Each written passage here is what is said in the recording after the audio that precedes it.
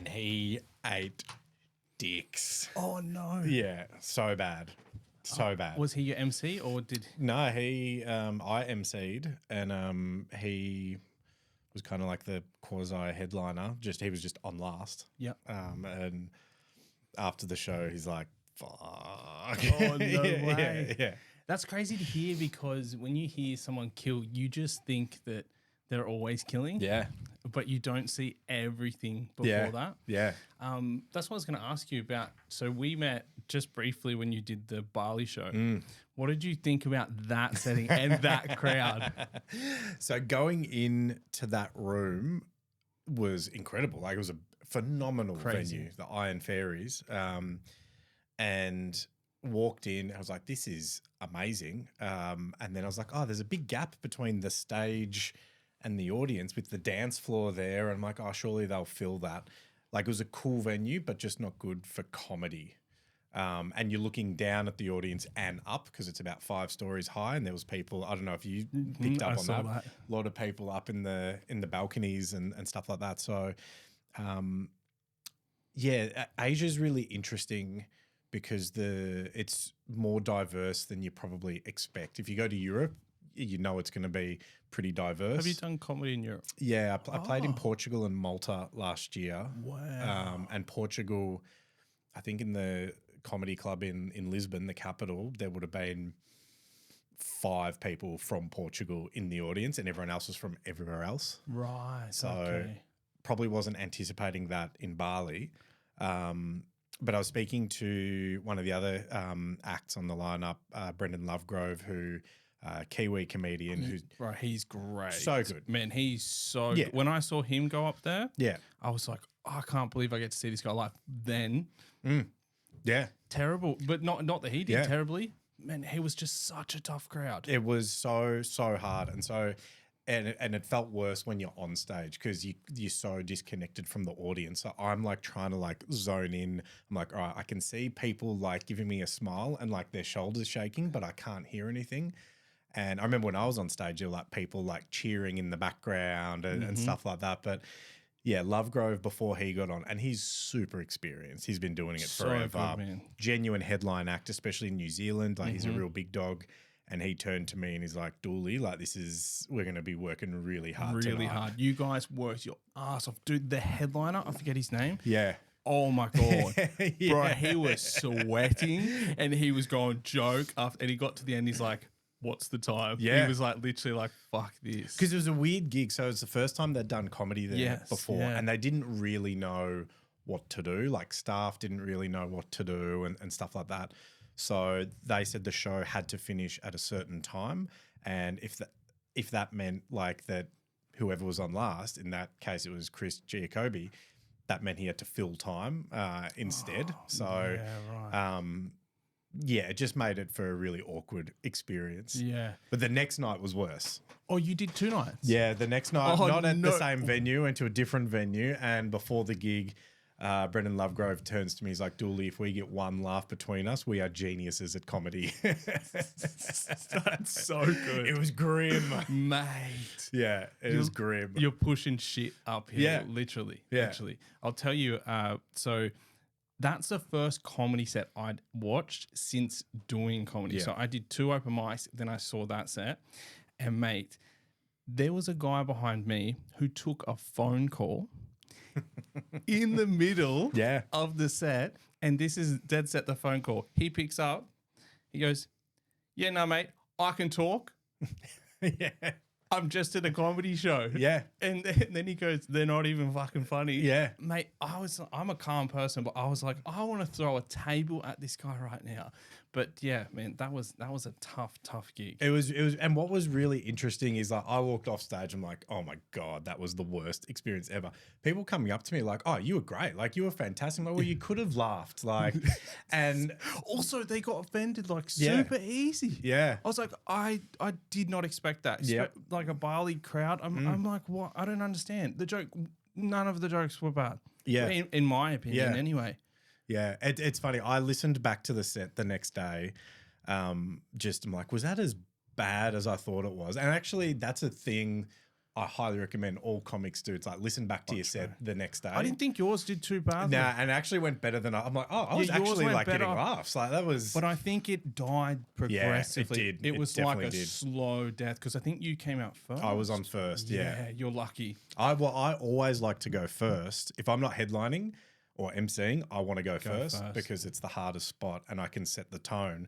And so I felt like when I got off stage, there was momentum in the room. I was like, all right, sweet. Like I've done what I need to do. And then the next act got on. And I remember this guy had been touring like the planet, this guy. Okay. Has got TV credits in America. Who was he? He's from Boston, Indian background. That's right. I remember him, yep. And just was like, died. The first joke got a murmur, second joke got a little bit less, and then it was just like pushing shit up a hill for 10, 15 minutes. Watch. Yeah. It's hard. It's obviously harder to be up there, but it's tough. I guess it's not all sunshine and rainbows. No, it makes the good ones worth it. Yeah. For sure. Yeah. But then even on Saturday night, I was closing a show and it would have been 80 people. It wasn't a massive show. 80 people, not a massive show. No, it wasn't. It was a good show, but it wasn't a massive show. And I could see like at the very, very front of the room, there was a table and they just weren't into it. They were just talking the whole time. And so I'm like telling the room runner, I'm like, hey, are you going to speak to them or am I going to handle this when I get on stage? And so I was ready to like go to town. They were not giving a shit about anyone. Literally 3 meters from the stage. And thankfully, when the MC introduced me, they all stood up to leave and I still gave it to them anyway. Everyone's like, that's so good. Has that built for you over time? Do you think that you've got to the point where you're just like, all right, I'm going to give it to you? Yeah, basically. And I'm not an adversarial comedian. No, I didn't see that. My whole style is really about like we're all in this experience and like I try and like a big focus on for me is connecting with the audience. I noticed you do that. You sort of like right side, you like point at someone, talk to them, left side, point at someone, and it's like it sort of felt like it all got brought together. And that's always what I'm trying to do. And so that's the thing about going first or emceeing. I can address all of that and get the room how it should be for everyone. Yeah. But if I'm on last and like that table's just been sort of left to fester, it's like, well, I could see people were getting annoyed with them, but no one was addressing it. So my thing was, well, I have to acknowledge what the people, especially in the front half of the room, what they're experiencing, because they're like looking at the comedian and also just like, I wish those people shut the fuck up. And just like yeah. But mate, being in the crowd, witnessing that, it's so bad. It's 10 times worse than I thought it would be. I thought if someone's talking in the crowd, so what? But it ruined the whole experience for me. Mate, I was so excited. The worst night. Yeah. Terrible. I completely ruined the experience. Yeah. The audience can really fuck shit up. It really can. Yeah. So you said a small crowd was 80 people that you did the other night. How long have you been doing comedy for, man? Because with 80 for me it seems like insane. Yeah, I mean it's all relative. So the room that I played in, like that was their capacity. So like, and it's a big room, like so it didn't feel full, even though it's 80. Right. So there's a lot of space. Yeah. It was in a beer hall, so it's not designed. It's not like it wasn't in a club or anything like that. I started in 2021. I've got a weird comedy origin story. So I did comedy in high school with a good mate of mine. We were a double act. Where? In Melbourne. No, but where did you do the comedy? You went out to a club so we entered a competition called Class Clowns, which is like raw comedy, but for high schoolers. And so it's a big national competition, part of the Melbourne Comedy Festival. And you go through, it's like raw comedy. You go through heats, and then you might go to a state final, then a grand final. And we were lucky enough to win the whole thing. And then we did a show at Perth, and then we did a whole season at Melbourne. How old are you at this point? 17. Oh, wow. Yeah, this is 20 years ago. Does your mate still do it? No. Oh, at the end of that comedy festival in 2003. Wait, hold on. So you went Melbourne, and then you went and did one in Perth when you were 17? So we did Melbourne. We did the Class Clowns grand final was in April of 2002. And then January 2003, we did a 2-week run at Perth. And then April 2003, we did the whole comedy festival every single night, and then we stopped at the last night, and we didn't do That's comedy ever again. huge for 17, dude. It was That's wild. Yeah, hectic. it was wild. And then you stopped. Yeah, we stopped. So like, I'm Maltese background. My comedy partner, very Italian background. And so at the end of that, they're like, all right, sweet. Now you can get a real job. You've had your fun.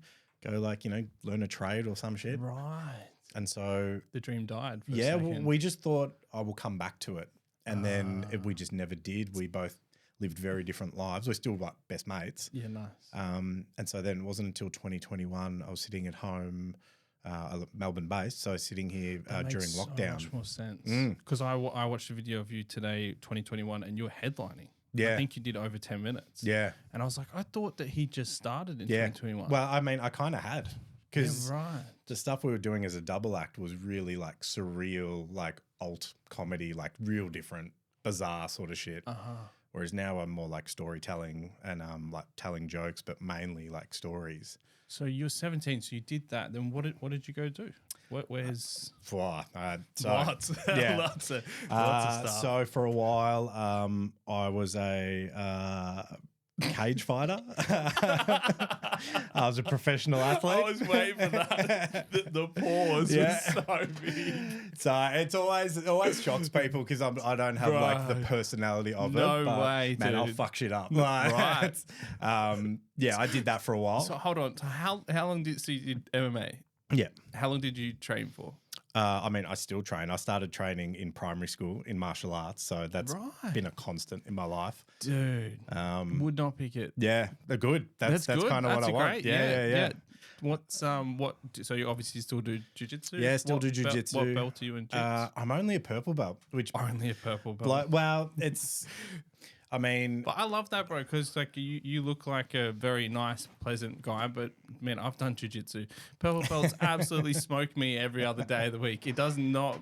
You look like a super approachable guy and somebody that you could heckle at a little bit. But purple belt means that you're gonna get choked out. well, it's funny. Yeah, purple belt's a really good level. Great level. But I was also working in elite sport as well, so my weekends were totally out of the equation. I was working the AFL and NRL, and that meant I missed a lot of gradings, and the gym I train at is all gradings based. So there's people who I coached who are black belts, which is a weird thing. That's so weird. And the lineup at the end of training, they're like, "Oh, you should be at that end," but it's like, no, you've got the belt that says you're like at the senior end, and I just like I'm happy sandbagging in the middle. Well, it's probably good. It's good for the humility and learning. Yeah, it's not for me. It's not about the belt. It's just I enjoy training. Nah, and also as well, no gi. Sometimes you get like purple belts get tapped by blue belts, white belts all the time. Yeah. So you're man, that's surprising, bro. That was a huge left field. So you were 17. So you did MMA for how long? Outside of school.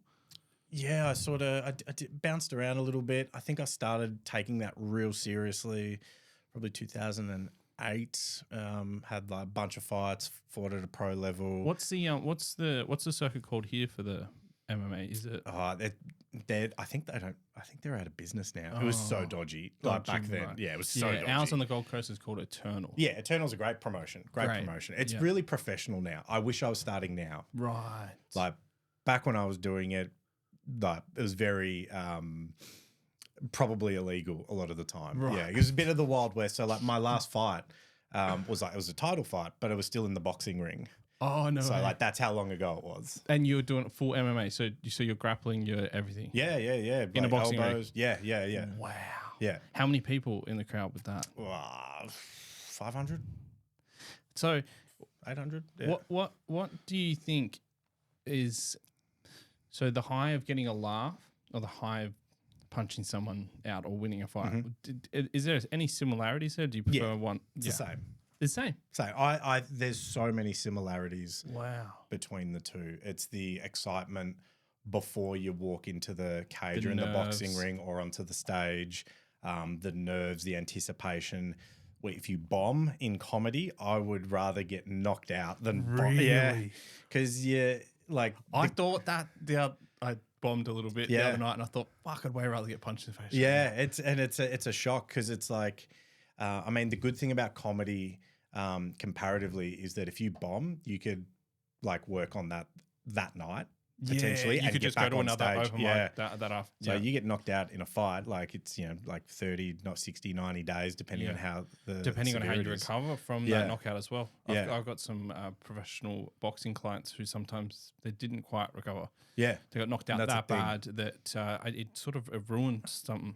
Yeah. Because you realize that you're not unbreakable. So it's a psychological thing that happens. I've had that psychological thing happen to me. So I got into a fight when I was younger. Got hit in the head with a bloody pole, shattered the side of my face. And man, I just felt like after that, I was like, I don't want to be tough anymore. Yeah. You know what I mean? Yeah. I'm like, unbreakable. Yeah. But when you're a kid though, you're invincible. Yep. Yeah, it's that whole thing. And like I used to train with a guy who was undefeated and like a bit of a prodigy. And at this point, I'd already like won heaps of things, and this guy was schooling me.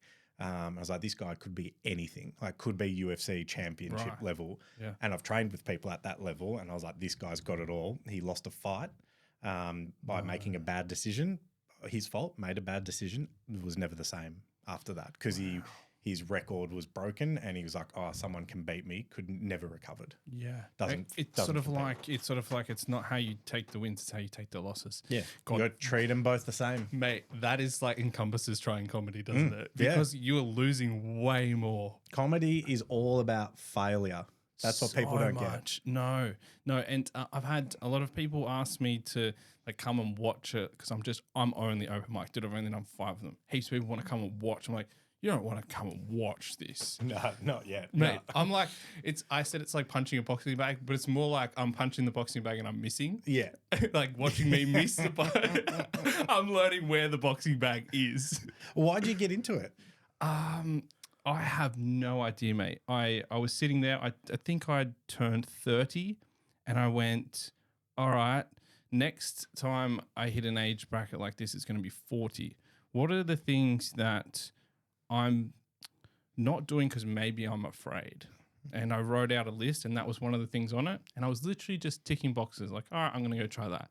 And then after I did it, I was like fucking stimulated. Like I did not sleep that night. I literally went home, didn't sleep. The next day, got up and did another open mic because I just could not sit still. And then ever since then, I had about 4 to 6 weeks after that. I've thought about it every single day. I can't stop thinking about it. I'm thinking about it right now. Yeah. It's completely obsessed. I've never been this obsessed with something in my whole fucking life. Yeah, it does that. It takes over. You see the world differently. That's another thing. That's what I was going to ask you from when we do have to get back to your story. But when you did start, did you find that there was a big shift? Well, actually, there wouldn't have been too much of a shift because you started in high school and people would have known that you'd done it. But what I noticed is just a big shift in my social circles, a big shift in the way people view me, and also a shift in how I view myself as well. Yeah, absolutely. That's been fascinating to be aware of as I've like started to do it. Because like when I started back again it was 20 years later, people didn't like, there was no expectation. True, yeah. It was so long in between, you could have had a kid when I stopped and they'd be a legal adult by the time I restarted. So like no one knew who I was, coming in totally green. And how old were you? 36 or something. So you were 36, 35, right? 36. So you're 39 36 now. Oh, so there would have been a bit of huge, mate. Yeah. Telling people like, "Hey, I'm 36 and I'm." I thought it was weird me being 31. Nah, and there's people who are starting now who are like older. I know. One of the guys that I've done open mics with, I just found out he's 50. He looks bloody younger, and he's just started. Yeah, he's doing really well. But yeah, what did you notice in those sort of? So the thing with comedy that I love is that you get exposed to all different types of people who are all there for, like, they don't have to be there. They're not forced to be there. Like even when I was like fighting, like people were there at the gym for a reason, but they were paying to go there. Even if you're on the fight team, you had a membership, like all that sort of stuff. Like there was something compelling you to go there. When I worked in sport, like players, like it was their job. They had to be there. Whereas in comedy, you don't have to be there. You don't have to do You're there because you totally want to be there. And if you don't want to be there, you don't have to quit. It'd be so easy. Next week, I could just do no open mics and stand bed not do it. And no one will know. No one, ever. There's no membership to any of those open mics. No one's going to be like, hey. Nope. Yeah. And that's been the really interesting thing. Even when I started in the last few years, how many people have started and quit in that period of time. Yeah. Some people do a big announcement. Some people, they just drop off and you're like, oh, what happened to that guy? Well, I haven't seen her for a while. Yeah. And then they're like, yeah, just living their life. They're like, it wasn't for me. So what did you find? So when you're 36, yeah, what made you go, bro? Yeah. Dude. Yeah. Oh, with elephant in the room. What made you just go fucking... I don't know exactly. I think it was probably a whole bunch of different little things that happened. So because you're what do you do for work again? I work at a university, leadership development. Yeah. Mate, you are yeah, you couldn't guess it. Yeah, I've done a lot of different things. You're a fucking Rubik's Cube over here. That's what you are. Everyone's always confused. Like, what do you mean you've done that as well? Like, what? Guys, yeah. He's choking people out on Tuesday. Yeah. He's doing a leadership meeting on Thursday and then he's headlining. That's it. What the fuck? I mean, when I was still fighting, like my day job then, I was working with like in schools and in businesses around like empathy and like emotional connection. And then you're just like... Yeah, and then I'm like, I'm going to break your face, dude. Like, oh, that's wild, man. Yeah. Crazy. It's been a trip. But yeah, I mean, I got started... There's probably two big things that happened. So I remember I had an uncle and me and him were just down the beach. My nan lives on the coast. And so we were down there for like Christmas or something and we're in the water. And he's like, oh, have you thought about doing comedy again? Why did you just ask randomly? You? It's been like 20 years. Yeah, he just had the thought. Were you being funny or something? No. And I was just like, mate, that's very random. Just out of nowhere. I'm like, no, I haven't really. Like it feels like a... Did you look funny? No, we were just in the water, like, just hanging out. Like it must have been like a break in the sets. I think he was looking at you just going, who is this Muppet? MMA leadership guy. Looks like a comedian. Yeah. Well, I mean, the family are so confused by me. They're like, what? And then I was at home during lockdown in Melbourne. Like we were just bent over with lockdowns. Yes. So I'm at home. I think I was working from the couch. Yeah. I had my laptop on. And I was just like sending emails or some shit. And I had the show Comedians in Cars Getting Coffee? Yes. That was on in the background. And I can't even remember who it was on the episode. And he said, comedy is just storytelling, but you end with a laugh instead of like a lesson or a point. And I was like, oh, that made me stop because my job is very storytelling based. So there's a lot of metaphors in my day job, always have. Even when I was like working in sport, like, my big thing was like connecting with athletes and other coaches like through story instead of using data and analytics. I was a sports scientist.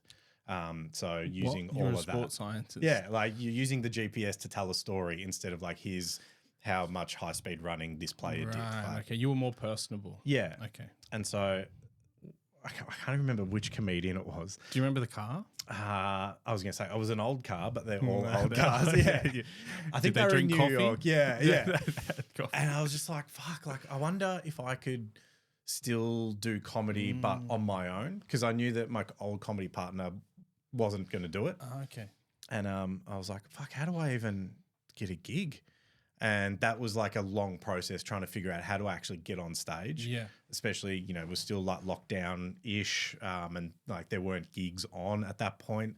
And so eventually like found my way onto a gig and I thought, all right, I'll just see how this goes. Just open mic. Yeah, just an open mic. Yeah, 5-minute spot. Yeah. And I remember before it, so I did a course, like a comedy course. Oh. Here?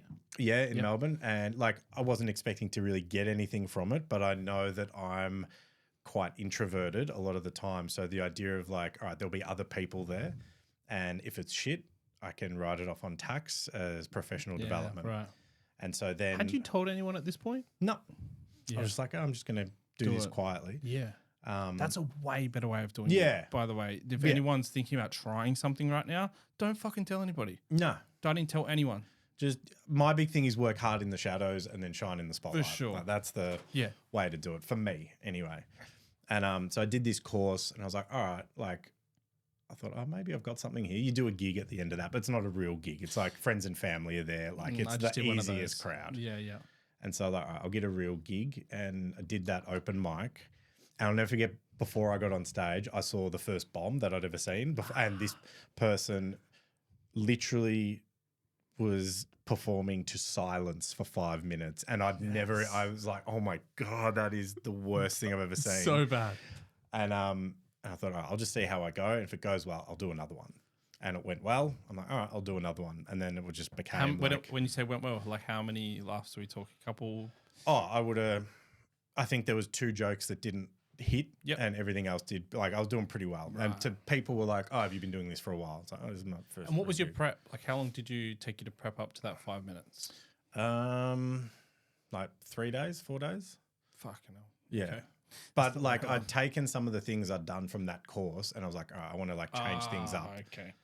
So I like had that bit of acceleration there. And then I was like, oh, I need to do as much as I can and just immerse myself. And I had the choice of like, do I stay working in sport? You got that hit after. Yeah. You were just first joke that hit, I was like, I can't stop this now. Yeah. Yeah. I'm going to think about this. Why did I stop? This is what I'm meant to be doing. Yeah. And were you surprised, like coming back into it, like the level of commitment that it does take? Yeah. Yeah. It is more. Yeah. I didn't know what I expected, but it eats up a lot of your mental space a lot of the time. I think the biggest shock when I did comedy as a kid, social media wasn't part of the game. And now it's a huge part of the game. And like you're running a small business. For sure. Yeah. So you do a really good job of that as well. Yeah, cheers. Yeah. And that's something I spend a lot of time like. I feel like some comedians are really good at show and some are good at business. You got to be good at both. You have to be, man. I've seen some people kill. Yeah. And they're no headliner spot, nothing. Because you're, at the moment, I had a look on your website. You've got tour dates. You're headlining all of those? Yeah, doing a lot of. And you're selling the tickets and fuck, awesome, Yeah, bro. Doing solo shows like this year. You know, probably this point last year, I was like, all right, what do I want next year to look at? And so now this is my time to think of the following year. Right. Your leadership management. Yeah, always thinking ahead. Like, you know, it's probably more so my sport background because it's like you plan your preseason and then preseason starts in November for the following season. Right. So for me, it's like, all right, what am I doing now to set me up for next year? So you also said something rad's happening. Is that announcement? Yeah, I can announce. Yeah. So you don't have to. No. This podcast won't come out for a week or so. Well, it'll already be done because it's cool. Dropping it tonight. So Geelong Comedy Festival is coming up at the end of October, start of November. I'm doing a solo show there. That's already out and advertised, and like blows my mind that I'm selling tickets for it this far out. Normally. How many people would you get at something like that? I'm just doing one night in a 50-seater. So it's still quite a small festival. But everybody who's buying tickets is just buying tickets to see you. It's just me. Yeah. Does that feel... Yeah, it's weird. That's wild. Yeah. Like the one last year... Is it weird when someone buys a ticket, do you go...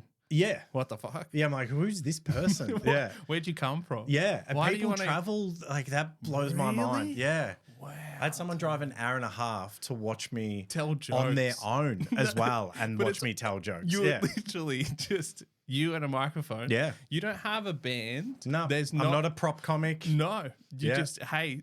Yeah. And I'm super thankful for it. Like, so thankful for it. It's such a weird thing. I remember that's wild. Geelong Comedy Festival last year, I did 2 shows. Yeah. And before one of the shows, I'm just sort of like hovering outside and I could tell this person was like looking at me funny. And I was like, hey, how you doing? He's like, I'm coming to your show. I'm really excited. And I was like, I don't know how am I meant to react around here? I was like, oh, thank you so much. But like, that was like seeing some random just be like excited to come to watch my show. Weird. That's a strange feeling. Yeah. It's You're very a celebrity. It's weird. For that person, yeah. Yeah. Which is wild. But the big announcement is then so my show's on the Saturday night. On the Sunday night, I'm doing a totally fresh, totally new show that is debuting at the Geelong Comedy Festival called The 90s Never Ends. And 90s Never Ends is myself, comedian Jared Goundry, and my girlfriend, Chelsea Byrne, who is a performer in her own right, not in comedy. And it's a 1990s themed game/variety comedy experience show. Wow. So this is something you've been piecing together. We've been planning it for a few months and like, writing jokes, putting segments together. So it's very audience involved. Yep. There's not really much there's like little bits of stand up here and there, but it's more of a experience show versus a show that you passively sit and watch. So is this going to be something sort of new that sort of hasn't really been? The people have done different things, but this niche is it's a new thing. Wow. So the plan is to then take it to all the festivals and then do that show and my own sort of solo or split shows with Jared. I hope it goes well, man. It sounds super interesting. I don't fully understand what it is, but I would like to go and watch because it sounds that interesting. It's a totally different thing. Wow. So the ideal is for that show to end up being like the end of night party show for people. Right. Okay. So like they'll come and see a show and then they end and like, this is the best. Wow. Yeah, that's not a bad idea. Yeah. That's a good idea. So that's 90s never ends. Nice, bro. We'll be touring it around. Cool. Yeah. So what are the goals moving forward for yourself? So you clearly mapped them out. Yeah, absolutely. So this year the goal was I got a question before that. Sorry, man. Did you think that first of all, do you think that things have happened fast for you? Oh, so fast. Yeah. Yeah. Like I was like, I don't fully know. I haven't been here that long, but I'm like, dude, this dude's doing this. And when I'm doing the open mics, I'm like, nowhere near. Yeah, I don't know how. It's been a bit of luck, like right place, right time, right connections. I think comedy is as much about relationships. But then did you have it in the forefront of your mind as you were sort of going through it? No, I wasn't strategic about like who I became friends with, but I was very strategic about this is what I want to do. This is how I want to do it. This is how I want to be perceived. Because that's a big part of it with your marketing and promotion. Yeah. But when I started, a real experienced veteran, 30-year comedian said, you don't make any money in the first 4 years, and if you're lucky, you might get $50 for a gig. Everyone says that. You've really put that to the I'm ahead of the curve. You are definitely. And I probably won't maintain that, but I think this is just my take on with very little information. I think that a big part of that is your sort of businessy background, because you've got a website, it's very professionally put together. You got bits of yourself on there. You're also constantly promoting everything that's coming out. And correct me if I'm wrong, I don't actually know this, but did you just feel like that you just decided you were going to headline, and why not? There is a bit of that in there. Because I've talked to just recently a comic that I've done some open mics with, and I'm like, dude, why are you doing 5 minutes or 10 minutes? Like I'm like, you have so much material. He could easily do 40 and he could easily go, but I don't know, confidence? Yeah, I think there's a few Arrogance. Different things in there. Well, it's the decision to be like, I'm just going to try and see what happens here. Yeah. There's still the mentality. And I was speaking to a comedian recently and he's like, no, this is how you do comedy. You do your open mics for like 5 years and then you might get on a curated open mic and then someone might slip you $50 and then eventually you get on like an opening spot at a club. I've had that spiel probably 4 times. Yeah, it's like 20 years later you're headlining. Yeah. I'm like, oh, that's like, that can't be the way to do it. And there's comedians who have gone against the grain. And my whole thing is, if everyone's doing it one way and it's not working, then there's another way. I know. Same with business, same with life. It's if everyone's doing like that old school path of like working your way from open mics to 20 years later, you might headline at a club. That's a not efficient way to do it. So I'm going to try and do it a different way. Yeah. Part of it is about putting on gigs yourself and like, all right, I'm going to try and book my own dates once I've thought, all right, I've got enough. That's risk, right? Yeah. That's risk because you might lose your ass on that. Yeah. You're not guaranteed to sell a ticket. Yeah. But I see that in so many different industries as well. I think maybe a part of that is that because somebody got somewhere that way, they think that you're going to have to do it that way. But that's definitely not the truth. I mean, you look at someone like Luke Kidgel, arguably Australia's most successful comedian at the moment. Like, he's not on TV. He's not on radio. He just set up a touring schedule and is relentless with his content. And that's an area that I need to get better at, is my like sort of TikTok content. Yep. Are you on TikTok right now? I'm on TikTok right now, but I'm just like throwing shit against the wall, trying to just like... Yeah. What's happening on It's like, do I do martial arts? It's like, just at the moment it's just shit against the wall to see what sticks.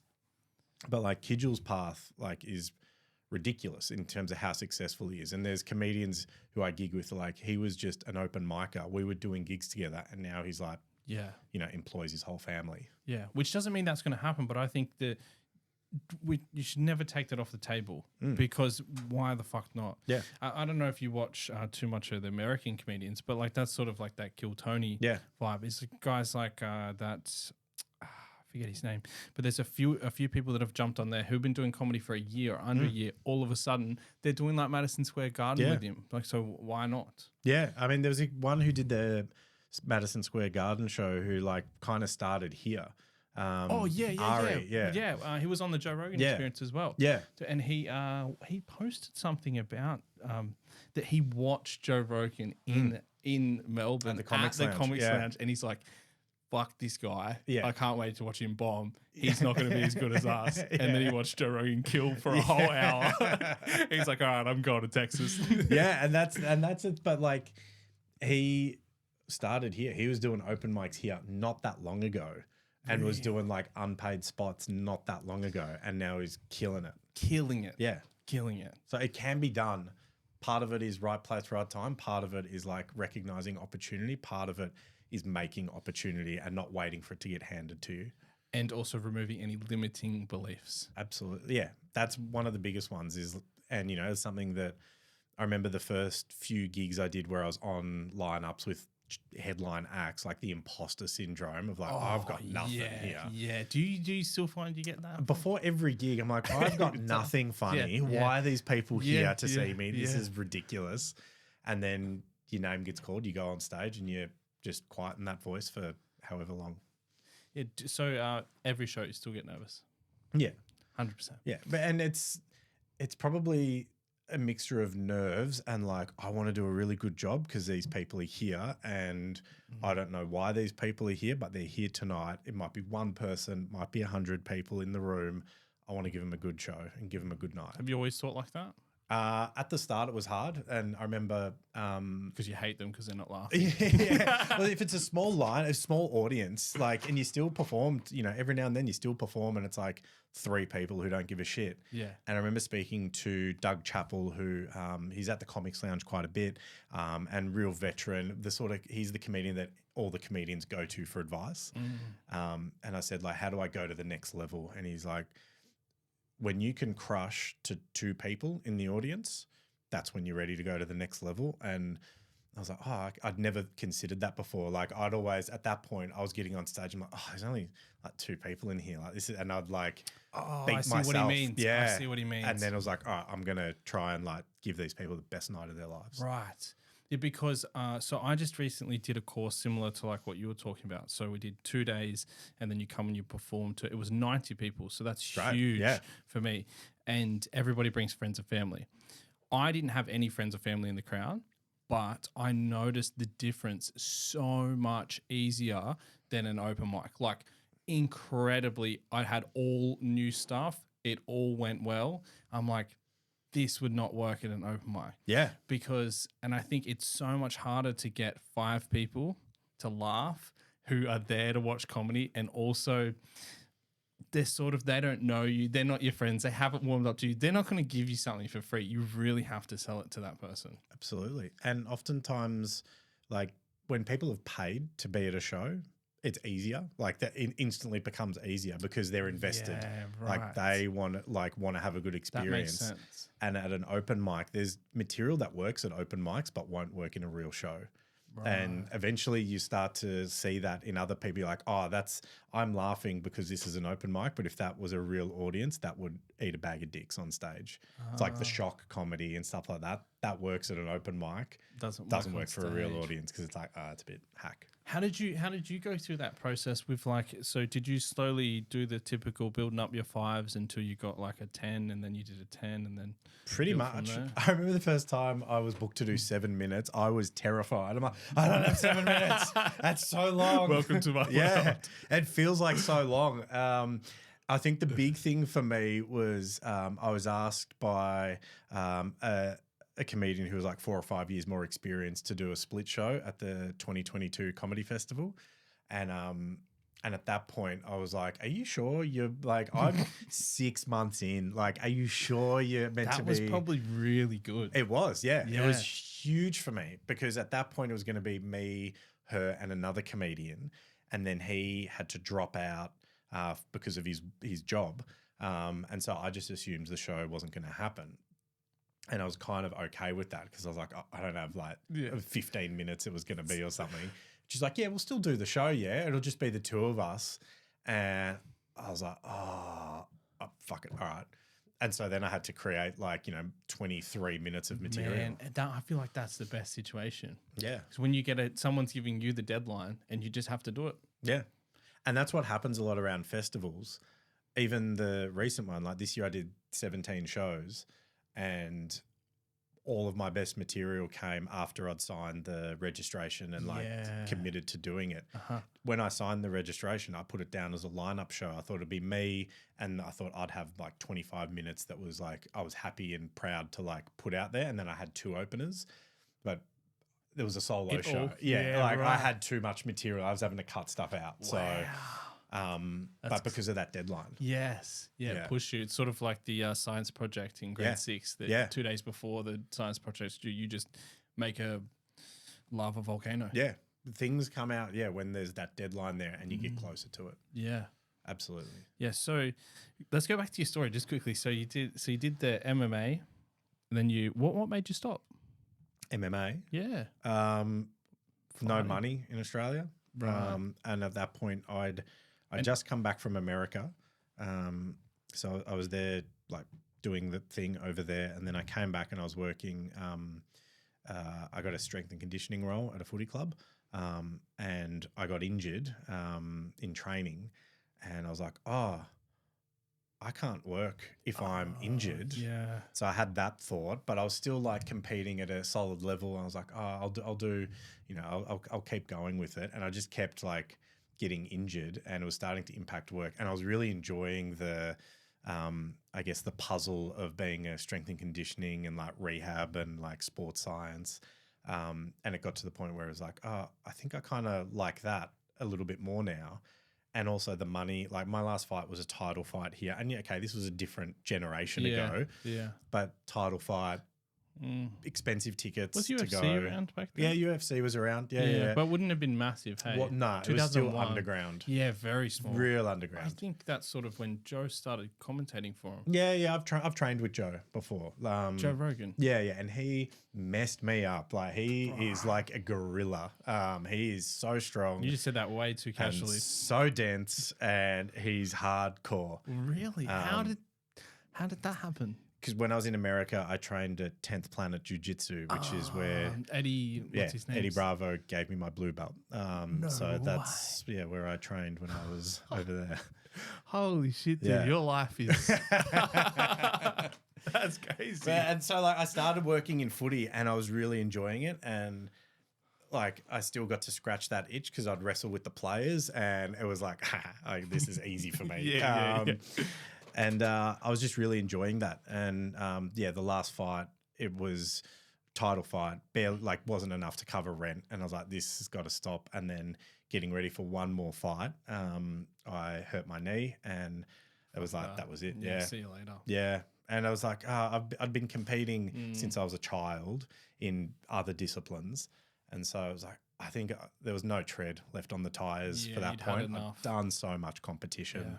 And so I was like, I'm just going to chill out. One of the great things about comedy, is that there's no injuring your knee. No, you're not going to get hit. You can do this for the next 20 years. Yeah. And you probably, Dave Chappelle says this. He's like, we're not like athletes, is that we get better over time. Yeah, whereas they can't move their knees, they can't move their elbows, et cetera, et cetera. Yeah, I can't breathe out of one nostril. Like my neck, sometimes I'll wake up and I can't turn my head because I got slammed once. Right. Like my knees are cooked, Jiu-jitsu's my elbows like cooked. Yeah. Yeah. It's so many injuries. Yeah.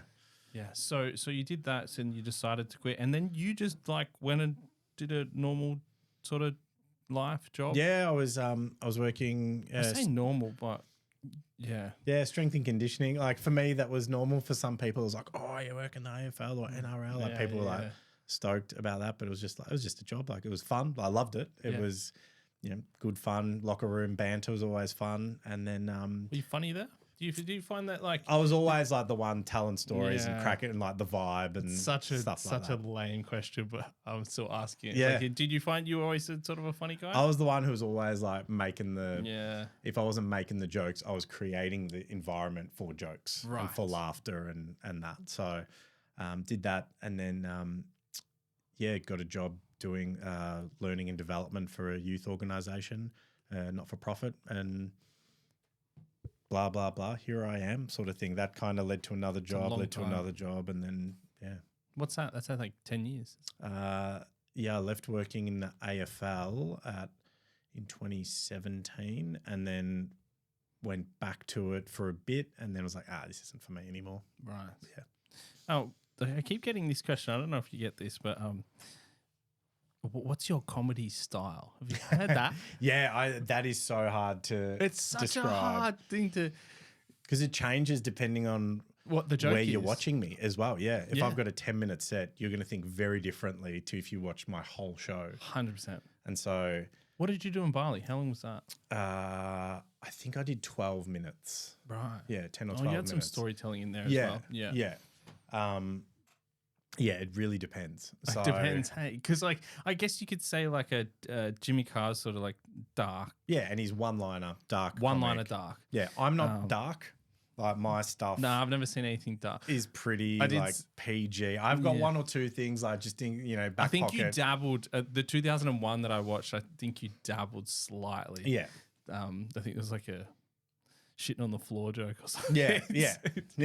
You always... I mean, I always like to have a few things because you just never know what you're going to need. So I always try and have...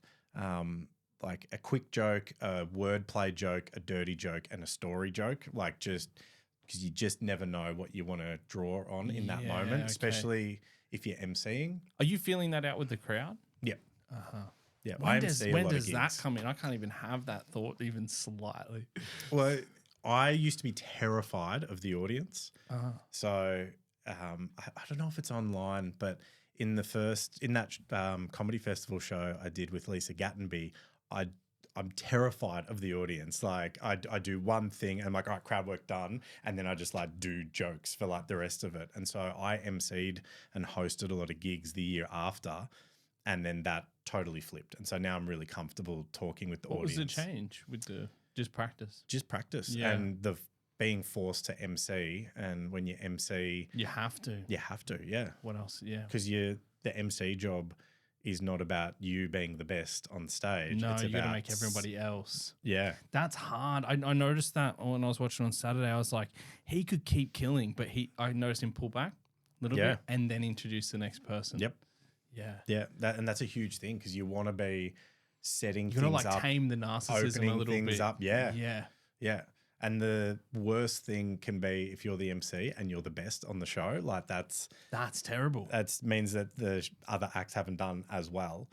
I mean, sometimes you can't help that. But, no, you can't. But you want to have all the acts have a good set, or at least step on stage to a warm audience. And if their first few jokes go well, and then they like bomb after that, then it's more on them than it is on you. Yeah. But if you're giving them a cold stage, then you've done a bad job. 100%. Yeah. What was the other question I asked?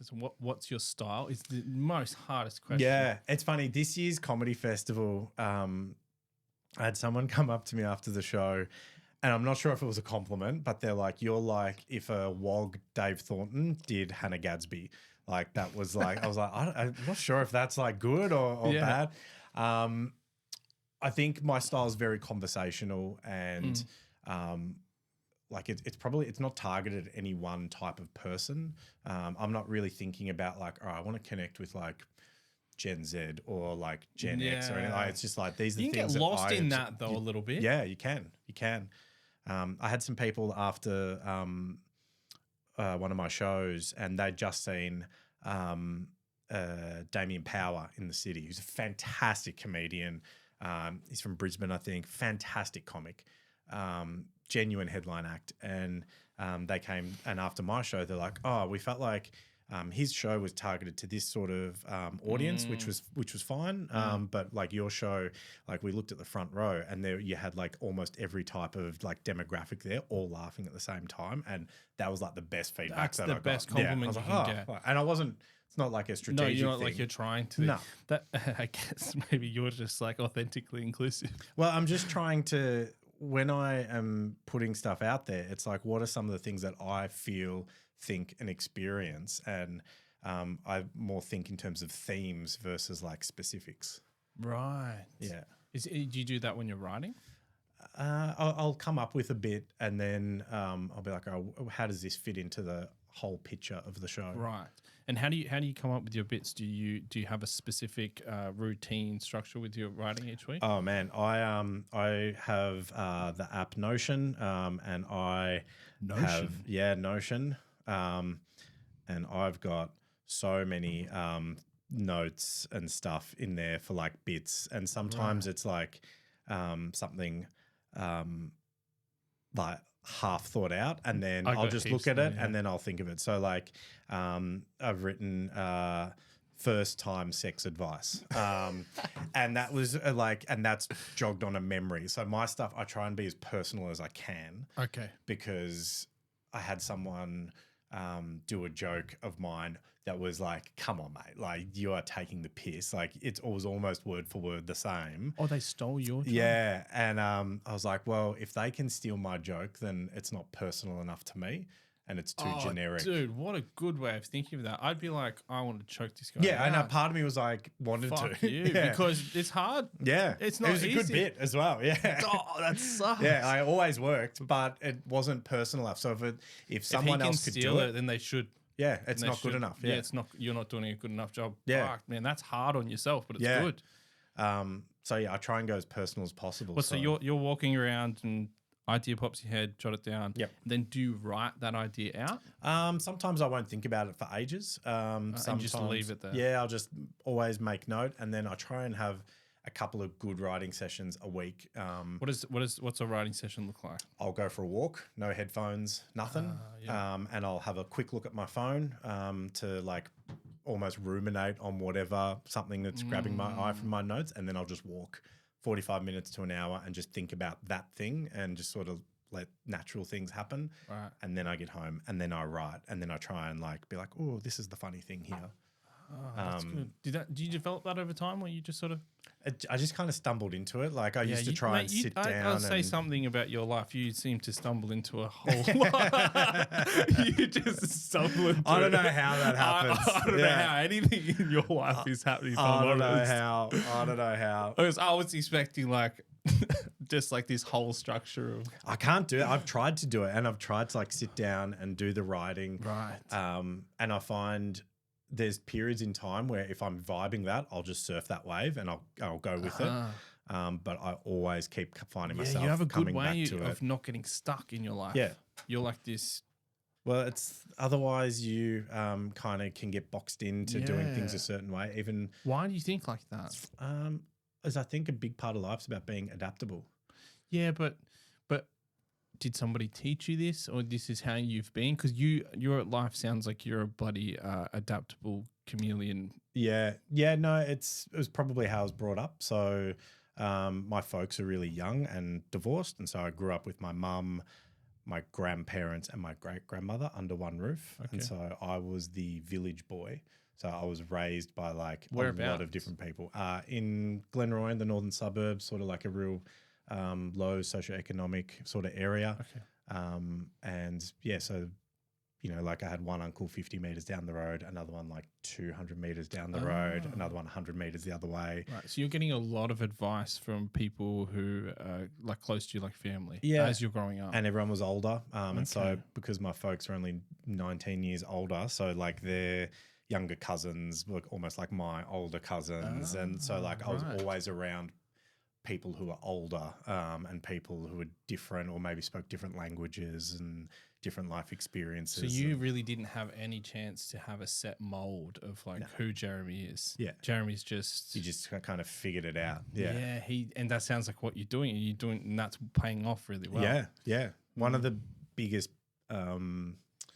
I don't even know how to articulate this. It was one of the things that connected with audiences the most in this year's comedy festival show. I had this experience happen in Melbourne at a show. It was probably 150 people in there. And so my surname is Dooley, which is a very Irish name, but I'm Maltese background. I've got very olive complexion. I don't look Irish. And it's one of those things. And when you're on stage and the front row is into it, you know they're into it. If you've got 20 people in the front row and one person isn't into it, you're very aware of that one person with their arms folded. But in this show, everyone was into it. And I walked off stage and the MC's like, big round of applause, Jeremy Dooley. And this one woman in the front row, she stood up and she's like, that's not your real name. Like, that's a stage name. Like, what are you? And at this point, I was like, okay, cool. People are laughing, and people are like, okay, cool. What are you? Because it's a valid question. Yeah, and I'm like, but I'm not like adversarial. I wasn't like rinsing Maltese guy. Yeah, how do you answer that? Dooley. And she was pissed. Wow. Like full, like was she Irish or something? Was she? So she, you know, when someone yells so much they get like the vein in the forehead, and I was at the back of the room, 150 people, so it's not a small room, and I could see like the rage, like what are you? And she hates you, hated me, and the MC wasn't a comedian, so he accidentally fueled it. Because he was trying to diffuse it. And he's like, yeah, like Dooley's an Irish name. I thought he'd be really pale. And she's like, what are you? Look at you. You've got dirty mud skin. And then that's when the whole room was like, oh, she's not joking. And everyone just went quiet and everyone turned and looked. Buttholes clenched. Yeah. And at that point, I'd never felt smaller because I was off stage. I wasn't the comedian. I couldn't go back onto the stage. I just had to like cop it. No security at this venue.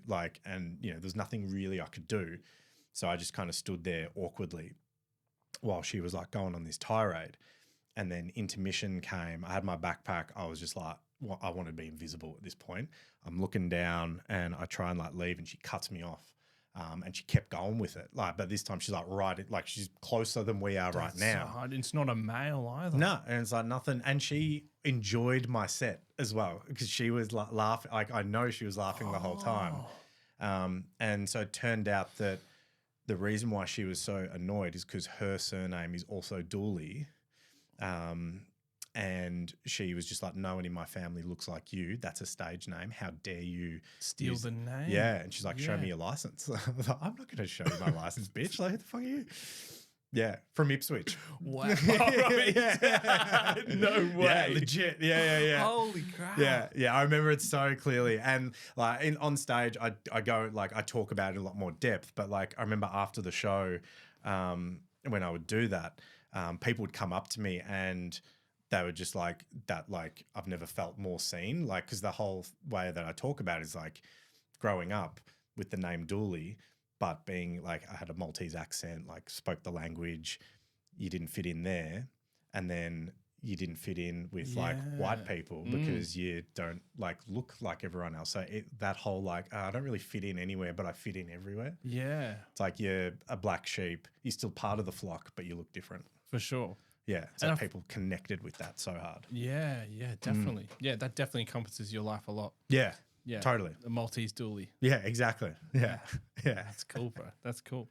So, so you were doing 2001, and then you built up. When did you do your first? Your first headliner show, where it was just your name on the banner, just sort of like. And how did that process come about? Was that something you put forward or? I remember my first headline gig was in Ballarat in regional Victoria in the November of 2021. And so this pub was doing just November. Yeah. So the same year you started. The same year I started. And I did not deserve this. It's just the woman who was booking the show liked me because I went every week. They started as an open mic and I'd go there and I'd do all right. I've always been able to like pick up on like local references and stuff like that. And so like people always enjoyed it, picking on the right suburbs and all that sort of thing. And so she gave me a headline spot. It was the first time she's like minimum 20 minutes. And I was like freaking out and it was so bad. And I was like, all right, I'm going to have to like improvise for the first like 8 minutes because I didn't have 20 minutes of material. So that was my first kind of like, you know, I think I got paid $50 or something for it. So, Mate, well, it beats all the theories that you got given before that. Yeah, That 4 years. Yeah. Until you're going to get $50. Yeah, all of a sudden you got it. Exactly. But I think my first genuine headline where it was like my name on the thing as the major name, I think was this year actually. Yeah, I think it was this year in a show in Brisbane as well, which was the first time I'd played in Brisbane. Did someone reach out to you and they're like, "We Dooley, do you want to come up here?" And pretty much, yeah. And that, like, you know, Sunshine Coast, I went up there and did a show in Mooloolaba, and it was my comedy festival show, and like I'd never been. I still to this day don't know how they found me. They just reached out on Instagram. So and random. Yeah, so this year I've been able to headline quite a bit and in all parts of the country, and it's like there's levels to it. So it's like I'm like I'm a little white belt headliner. Yeah, you want to get to like your Carl Barron's, your black belt, you know, Australian headliner, Hughesy, Luke Kidgel. You want to get to that level. For sure. But yeah, I'm just your little beginner headliner. Like I can do a whole show, but like I'm not going to draw 1,000 people to a gig. Yeah. So when you headline, how many minutes do you do? Anywhere from 20 plus. Yep. You know, but then even this weekend, I was the MC, but kind of ended up being the headliner as well. I mean, the guy who was headlining, I hope he doesn't listen to this. He's going to stitch me up. He'll hate me for this. I won't say who it was, but he's like, "Hey, Dools, I've only got 20 minutes of material. I need you to do longer." And the promoter's just like, "Just make it a good show." I'm like, "All right, sweet." So I think I did like 25 minutes at the start of the night and then another like 25 minutes at the second bracket, because it needed to for the show. Did you introduce yourself? Oh, I mean, it felt like, well, afterwards, I felt bad because afterwards the audience were like, because I was like doing setup and stuff, and as I'm packing down, like, you were the headliner. Well, I'm like, great, tell that to the promoter so he can pay me like a headliner. But yeah, I think headliner, I was chatting about this to a really good friend of mine who, you know, we work on a lot of projects together, Jared Goundry, who's had a phenomenal comedy sort of uptick. And I think a big part of being a headliner is the like recognition versus skill. There's so many good comedians who are not headlining, who have all of the ability in the world, and then there's other comedians who are known for like, you know, TV, radio, whatever profile, they get the headline spot but may not have the skill to back it up. Sort of like a Jake Paul boxing situation. Yeah, exactly. Yeah. Anyone can, like, you know, he's beating up like old UFC guys who are multiple weight divisions. He's super smart, man. Like he got beaten by Tommy Fury, who's journeyman, average level boxer. Now all of a sudden he gets the pay-per-views though, so who cares? Exactly. It's all about making money at the end of the day. Yeah. And comedy is also about making money. Like it is. I don't begrudge a promoter for putting on someone if they've got, you know, millions of followers online, can't back it up on stage, but then they'll create a show where you got all the strong acts beforehand. For sure. Yeah, I watched he's famous on TikTok, and then I watched him headline a theatre on the Gold Coast, huge theatre. Sucked. It was so bad. I was like, oh my God. But he sold out the whole room, so why not? Yeah, exactly. Good on him. It's about making money. Yeah, however you can do it. Yeah.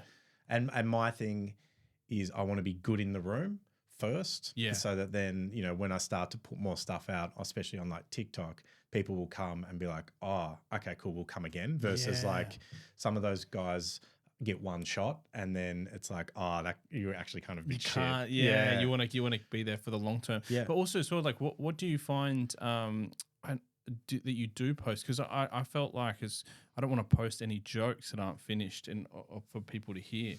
Yeah, and that'll happen. You'll post something thinking it's finished, and then the next week you'll be like, oh, dude. Yeah, that happens all the time. So if I'm posting material, it's material that's like more than 12 months old from like the previous year's show, which I still might use every now and then, but it's like it's not part of my main set. It's nothing that I'm working on. Yeah. Like I'll post the odd crowd interaction here and there, but that's what I was thinking. Yeah. Again, you want to try, like for me, I want to have a balance of like, this is material, this is some crowd stuff, and then here's some like not on stage, just stuff with martial arts, food, you know, whatever, sports. Yeah, I haven't seen you post too much martial arts. Yeah. Yeah, it's interesting, man. Yeah.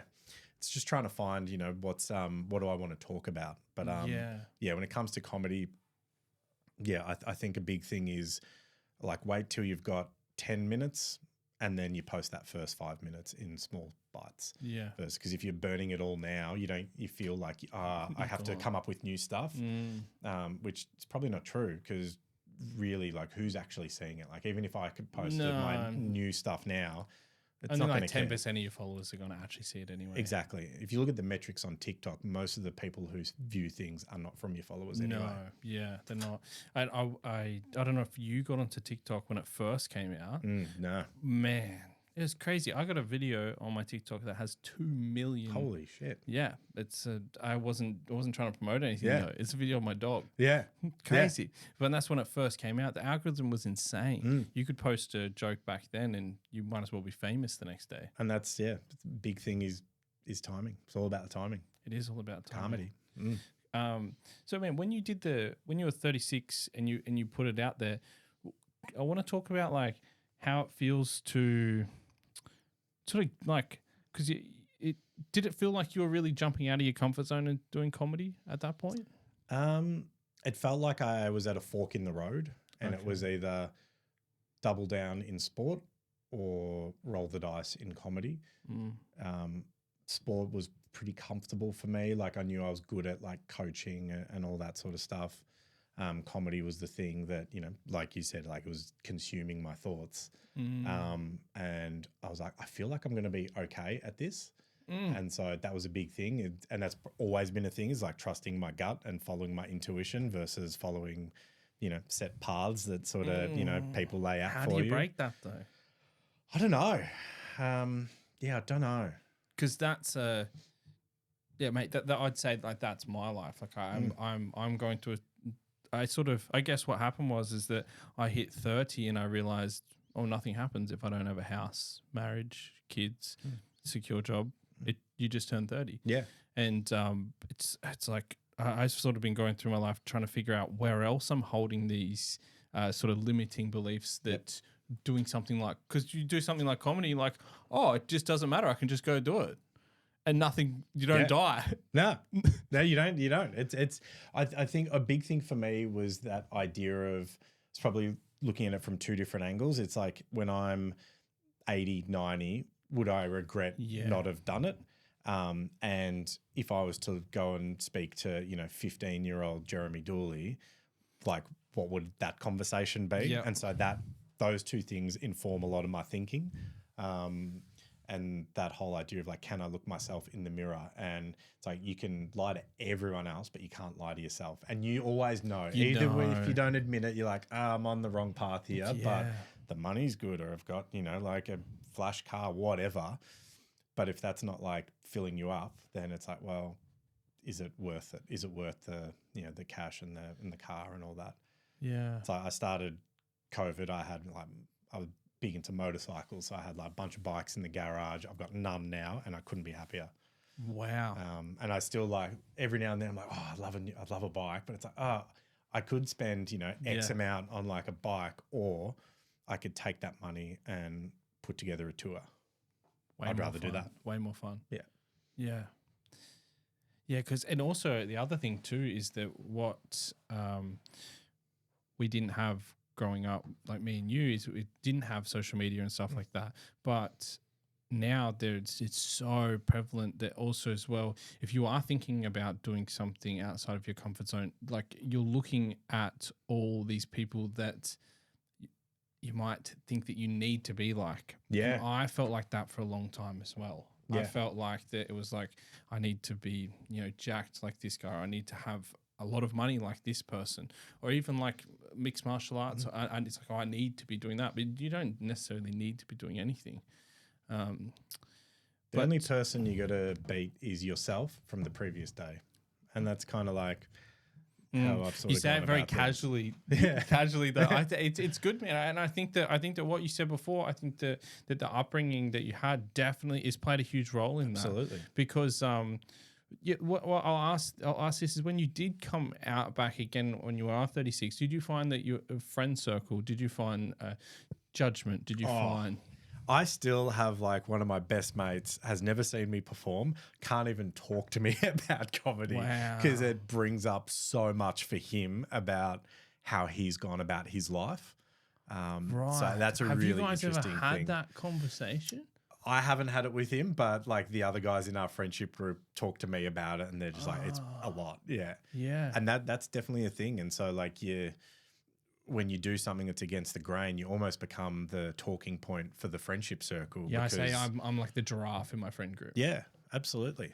So that's been a really interesting thing. A lot of my friends have been incredibly supportive, and people who I wouldn't expect to be supportive, like, oh, I love this. Well, I'll come to your shows, and they come every year to comedy festivals or whenever I'm like, hey, this is a show I need you to come to. People will do that. Wow. But yeah, it's really fascinating when people freak out because it brings up their stuff. Yeah. Do you think that what that is that I've asked this question to my friends before, is I've asked them, like, are you saying this because it scares you what I'm doing? Yeah, I absolutely think it's that. I think it brings up and I'm not saying that they want it to be comedians as such, but the chasing of your dreams brings up the dreams that they didn't chase. Wow. And so they're mourning in real time based off the life you're living. Yeah. Makes it hard, man, especially when you're very fond of the person as well. Yeah. And at the start, you need your friends to buy tickets as well. Like the reality is, like, the general public, your first couple of years, they're not coming. No. And so you need to do well so that your friends come, and then do well enough so that then they trust you enough to then bring their friends. Yeah. And that's how you slowly build. But yeah, at the start, it's so hard. It's a huge thing. Yeah. And it's, you know what I thought? I thought getting on stage would be hard. I thought writing jokes, that would be tough. I thought, making people laugh would be tough. Mate, that's nowhere near as tough as like feeling the judgment from people that you really like know and have known for a long time. Yeah. And then exactly what you said, like the whole left field of friends that you had no idea even interested in your life at all. They're like, fuck, you're inspiring. Or this is, they're so supportive. Yeah. That's why you got to, if you're doing a gig, especially a gig that's like you're getting paid, or you're getting like ticket sales, door sales, whatever. That's why you put those things online, because you don't know who's actually going to turn up. There's one of my really good friends in comedy. He's been doing comedy for a really long time. Absolutely one of my best friends. Can't get out of his own way. So he'll post a million selfies about a million other things. Like for him to put a show up, it's like, Jesus, mate, come on. You're not helping yourself here. And people want to support. For sure. Yeah, and I think that too, and that goes back to Instagram as well. When I see people posting maybe like the same thing over and over again, I wonder what is the thing that they really want to say, or they really want to do. Because, mate, I don't know about you. It sounds like you had a pretty, I'm not going to say easier, but it seems like you adapted pretty well. But, mate, I couldn't believe how much fear was holding me back to do something like this. I was like, oh, that whole story I was telling myself, that's all fear. Yeah. And it's also all bullshit. Yeah. But it feels so real in your head.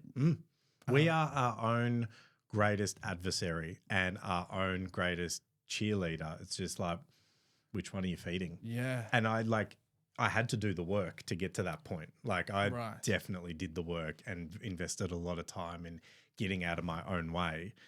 There was a huge part of like just being like, I was the annoying person who was like, I was good at fighting. Like, and so that was an easy thing to be good in martial arts. And then I was able to take those skills into sport because that's how my in was as like a boxing coach and a grappling coach. And then I learned the other skills because I was like, I need to learn the other skills. But during all of that, I was doing the work. Like I was, I was going to therapy. Like I was doing all those things. Awesome, bro. To get out of the way. Yeah. Because it's easy to get out of the way. How long did you do the therapy for? Or do you still do it now? I don't anymore. But I probably went for like 6-7 years. Nice. It's a good amount of time. Every week, Yeah. And definitely like trawled through a lot of shit. Yeah. But you have to. Otherwise, you're just sweeping things under the rug, you'll trip up. Eventually. For sure, 100%.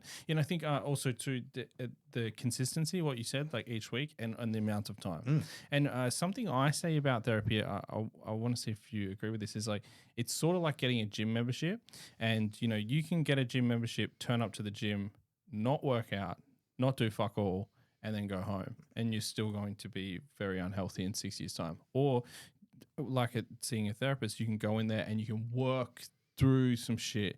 And I don't know about you, bro, but I felt like that was way harder than fucking getting in fights or being a dickhead or even like pursuing some financial success and the discipline that I took. I found that sitting there with a therapist and working through shit is way harder than those other things. Absolutely.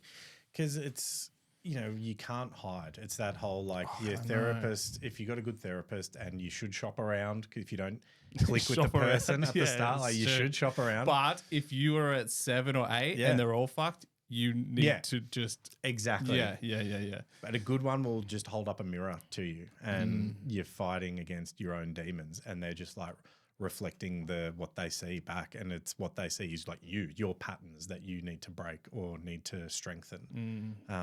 And like I definitely think therapy is like, if you're going into it the right mentality, it's like a warm hug for your emotions, and it's like going to the gym for your emotional health and your emotional muscle. And it's not just about going to the gym and like doing your big 3 lifts. It's like therapy is that for your emotion, but you got to commit to it, and you got to do it, and not just like go through the motions. Yeah. So it's like you said, if you're just going to the gym and you're walking on the treadmill, you're lifting at 50% every single day, like there's no gains of any type that are useful there.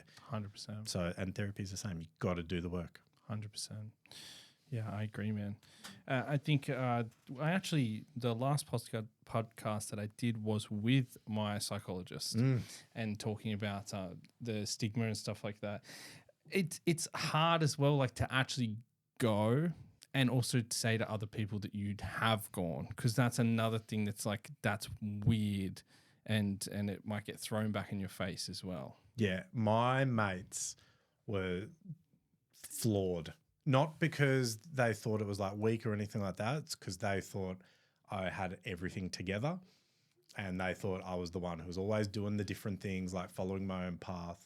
And so when I said, actually, like I'm really struggling here and I'm going to therapy, like depression, PTSD, all of this sort of stuff, they were totally floored by it. And on the whole, were really, really supportive. Oh, that's good. But they were like super, super shocked. And I think that the lesson in that for people is that you never know what people are actually battling with. Everyone's like fighting like battles that you can see, but everyone's fighting something that you can't see. 100%, man. Yeah. Yeah, I remember when I was 17 years old, one of my friends was the life of the party, bro. Like I'm saying, like he was Golden Glove champion boxer. He was good looking guy, fit. I remember he took me to the pub for the first time that I ever went to the pub. Clown, like make everybody laugh. And bro, one day he walked out into Currumbin Forest, which is on the Gold Coast, and he hung himself. And it's like, it's sort of like the Robin Williams thing too. It's like it's almost like the happiest people are trying to hide it the most. I don't know. Yeah, I guess there's the stereotypical thing of like asking people if you're okay. I don't know about that approach, because I think sometimes you've got to be actually in the position to listen to the answer. You got to know how to listen. Yeah, it's instead of asking people, are you okay? I think is if you want to be a good mate, learning how to listen to the answers properly. It's always really interesting. When you ask like a group of dudes, like, are you going to be there for your mates? And like, yeah. Straight away. But then as a male, not wanting to have that not wanting to start that conversation because you don't want to be a burden to your mate. But then if the shoe's on the other foot, you'd be like, why didn't you have this conversation with me? So thinking about things from those lenses, it's such a common, like almost trope for dudes to like have that experience of like, I will be there for my mates through thick and thin, but I don't want to burden my mate with my bullshit. Yeah. And but all of the guys in that circle are thinking the same thing. So no conversation happens and everyone's living sort of like on their own island there when really everyone just wants to be more connected to each other. How do you start that process? I think it's, I think for me it's about knowing the kind of man that I want to be and trying to live true to that. And, when it's the time to say, are you okay? Or to say to a mate, like, I love you, to say those things. And it doesn't matter how they respond, but it's almost about like, I'm just going to. Vulnerability. Yeah. And I'm going to be the first one. And they may not reciprocate in that moment. But you feel comfortable enough to be able to actually say that to them. Absolutely. So that when I told my mates, like, hey, I'm struggling here, I'm going through like therapy, like, depressed, all this sort of stuff. For them, that was like a huge thing because they were like, oh, we didn't know that Dooley felt that way. And so that brought everyone like a lot closer together because like someone has to take that first step. If you're always waiting for someone else to be the one to make the move, you might be waiting for a long time, but you like can control. Standoff. Yeah, you can control if you take the step. You can't control if they do. Yeah. So the more you take the step, eventually like it becomes easy for them. For sure. For sure. Yeah, it's full on the mental health chat. It's actually funny. So it's not funny, but when I was talking to the psychologist on the last episode, he was talking about how Western psychology's actually done different to like say somewhere in like Africa or something like that. And what he explained was similar to like your upbringing where, you had all of the elder people in the similar village to you and that you would go to them for advice and there wasn't so much a psychologist that you would go and talk to. And the idea of actually talking to a random stranger is a very strange idea. That's also probably adds to that stigma. But the simple fact is that we don't really have that family structure here in Australia. No, the community element. It's gone. Yeah. And mate, Especially didn't in cities. COVID fucking kill that even further? Yeah. There's one thing I hate more about I don't care whether you're pro, anti, whatever it is. I hate the fact that we all turned on each other for toilet paper or for masks. Do you know what I mean? I forgot about the toilet paper thing. How weird was that? Like, that was so weird. Strange. Yeah. Mate, I'm like, really just that? Then we just crumbled. Yeah. And you realize how fragile conventions are that we live in. So fragile. So fragile. And it's the people won't listen and don't appreciate that like there's nuance. Like I got a friend in comedy, his opinions and his beliefs are the polar opposite to mine. But if you said who would you want to like do a big road trip gig, I'd have him in the car because he's a great hang. Like even though his beliefs are totally different, doesn't matter. Yeah, but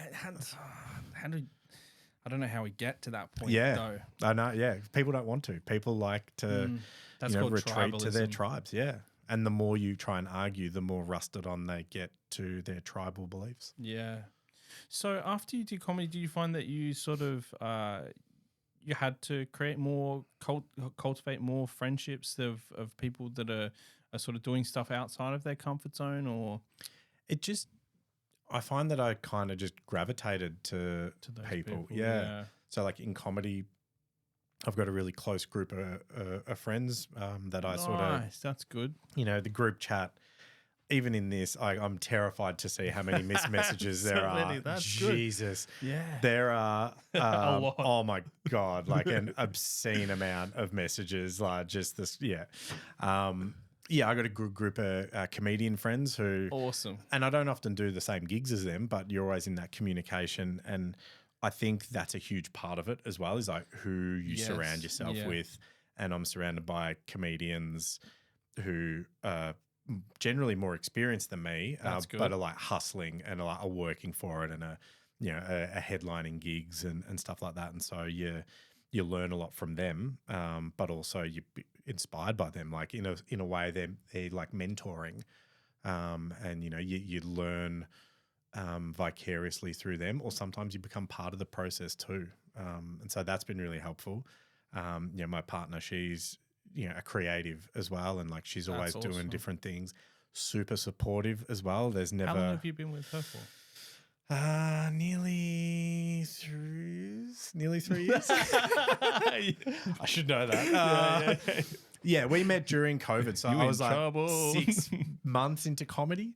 Okay, so you met after the comedy thing. Yeah, okay. I'd already started. Was your Hinge profile like funny or something? No, she swiped on me because She swiped on me. Yeah, I'd already like give. I can't remember what is it. Like, you press like a love heart or a rose or something on Hinge, and she's like, I clicked on yours because you said that your job was a storyteller. I'm like, oh my God, that is so cringe that I wrote that.